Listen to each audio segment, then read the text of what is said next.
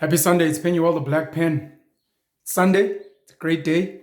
A lot of people use this day to rest. A lot of people use this day to reflect, to obviously begin psyching themselves up for the week coming up ahead. As a penalist, I believe in working every single day. So I don't have these special days where, today we rest. I believe in work. I think once you align your work to your lifestyle, you work every single day. And the only time you rest is when you're tired.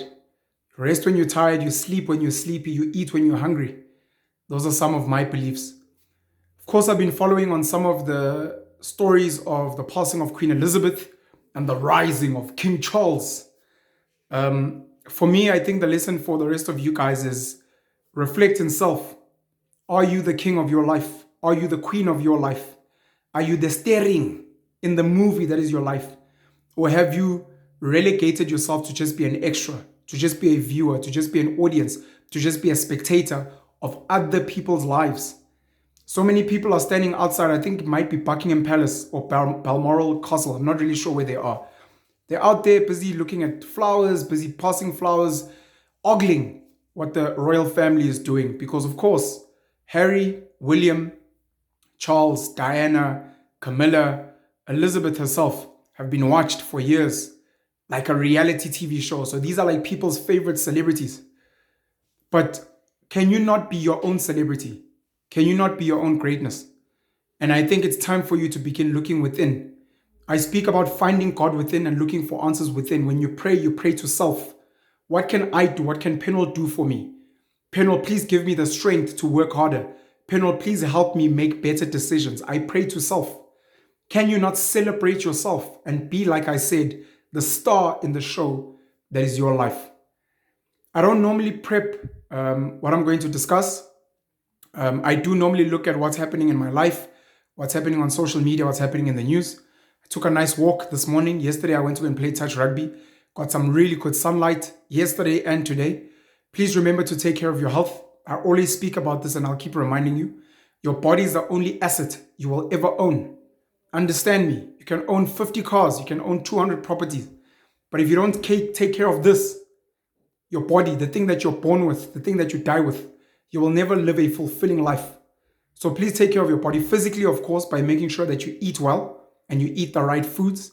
Exercise, of course, making sure that you're getting enough sunlight, enough air, oxygen, fresh air. Go swim in the water, be happy. And then, of course, take care of the software, which is your mind. That means you're reading the right type of content. That means you're watching the right type of content. You're listening to the right type of content. Something like watching me, Penuel the Black Pen. Something like watching the Virtual Mkuko, watching the Penal Show as examples. Stop watching garbage that is destroying your mental state. That's why you're miserable. That's why you have anxiety. You go on Twitter, you go and you look at people bashing each other, and then you put your comment, and then you tense up in anticipation for someone bashing you. It's not a good way to live, very importantly. The next thing I want to say is this.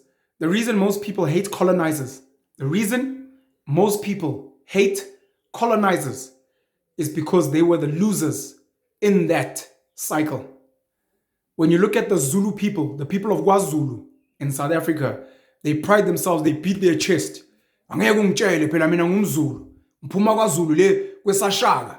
Kosenza ngakhona kojama. Kozwelithini komisa uZulu. Because you feel like you're a victor or you're part of a victorious group. It's the same way Afrikaans, white Afrikaans people in this country have such pride in their Afrikanerness. You know, and they're like, ek is 'n Afrikaner van Suid-Afrika, ek is 'n boer. Because they feel like they are a part of a winning group that, of course, at some point ran the government under the National Party and the apartheid system. Just as the Zulus feel like they're the most dominant tribe because they are the most spoken language in this country. It's a form of colonization. But of course, we don't look at it from a violent, did they have slaves? What does the history say? Why am I saying this? I'm saying this because if you were British, if you were part of the British Empire, you would be part of the beneficiaries of the British Empire and the British colonialists. You'd be happy that you can go to all these countries where they speak English because of certain leaders in your country that went out there to conquer weaker nations in various ways. They conquered them through war and superior weapons. They conquered them, of course, through religion, because a lot of the British went around with missionaries and this Bible, and they spread Christianity in that way. Then they came with some of their systems and institutions, the schooling system as an example that we have today. Of course, Africans had their own way of imparting education and knowledge, but it wasn't formalized in that way. To this day, we still speak about an oral way of transferring education and information and knowledge, which is cute, but it is not superior. Just like a nobkiri and a shambok and a spear, umkhonto, just as they are inferior weapons to the gun or the cannon, or maybe even some types of swords, nuclear weapons. Similarly, when you're going to be transferring information, knowledge, education, put it in written format. Today we have technology, so you can also put it in audio visual. Audio visual means people can see, people can hear, watching you. That's fundamentally important, that we're sour because we lost. If you are part of the British Empire, you'd be like, but if you guys were superior to us, we'd be speaking your language.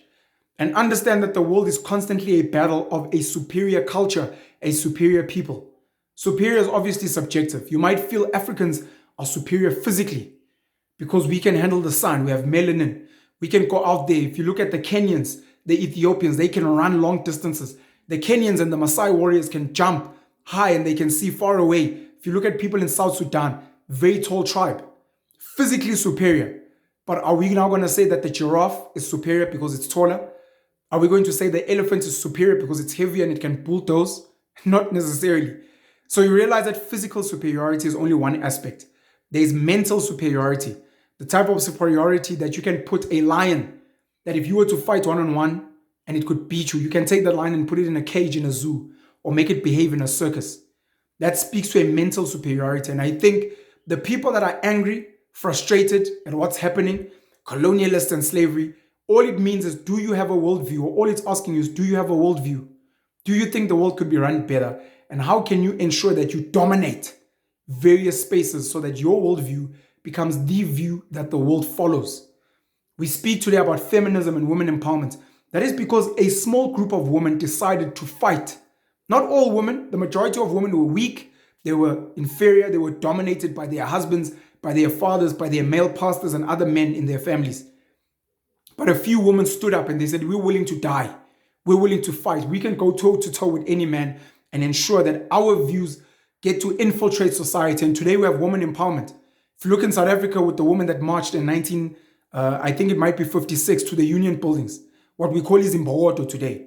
When you look at the work of Charlotte Maxege as an example with the Bantu women's movement, women that put their hands up to lead and said, I want women to have a voice.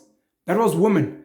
Today we also have the LGBTQI plus community, lesbian, gays, bisexuals, transgenders, queer, etc., who are saying, we have a voice.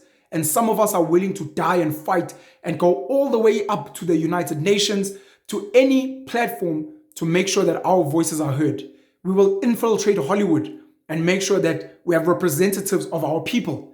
We will go to every government and ensure that we are represented somewhere. That's how much they believe in their worldview. If you have a worldview that you believe is better, maybe you think black people should be the dominant race on the planet, that means you must go out and you must have children with other nations. Send chunks of children to Asia to breed with the people there, to Europe, to the Americas as an example. If you feel African belief systems are better, export them. We have the Christian crusades of millions of people that were killed in the name of spreading the word of Jesus Christ. There were a lot of wars that were fought for Islam and to ensure that the Islamic nation gets to grow and expand. If you believe your beliefs are stronger, spread it through books. Which book do African people have that captures African belief systems? We speak of a Bible, we speak of a Torah, we speak of a Quran, we speak of the writings of Buddha. Where are the books of the Africans and their belief systems, such that you can export them with your own missionaries who go out there and they spread your culture and your belief systems? And if it means there need to be wars, you need to dominate some people, so be it. If you need to build structures, we speak about a mosque, we speak about a chapel, we speak about a church, we speak about a synagogue. What are these structures of the Africans where you worship? Umsamu is where? Is it a rondavel? Should you be exporting rondavels as an example? Should you build bigger structures and people say, hey, that looks like an African belief system structure? We know what they look like. So what are yours as an African? What is African medicine and wellness and health. What does it look like? The herbs and the concoctions and everything. Have you documented that and have you sent it out?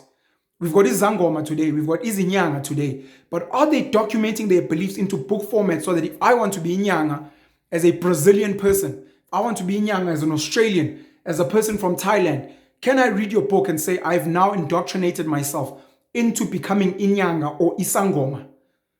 That is what colonization means. That's why when I say I want to colonize minds, I'm speaking about infiltrating minds so that I get to influence how they behave.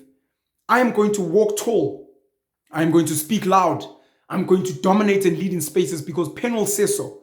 I'm a panelist. I'm a proud panelist. I'm a minimalist. I wear black. I look beyond race. I look beyond sexism, and I try to find the animal, the character inside someone. I believe in hard work. I believe in taking care of my body as the only asset I will ever own in my life because I'm a panelist.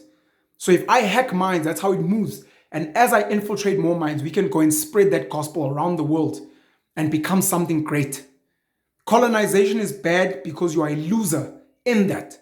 That's why today we speak about the Springboks that are the world champions. It's because they dominated other teams from other countries.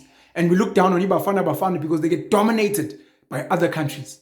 How are you ensuring that you're dominating? Of course, we're speaking from a global scale, but look at it from a communal scale. Are you dominating in your community? Are you leading? Is your worldview being implemented in your community? Are you dominating your family? Are you still being bullied by old people in your family that are outdated and are holding on to old practices? And you know better because you've traveled the world and you're educated. Go and topple them and enforce your worldview in your family. And then enforce your worldview into your own life, your own children, and yourself. Dominate yourself and become the God in you. Happy Sunday. I'll chat to you guys soon. I love you. Cheers.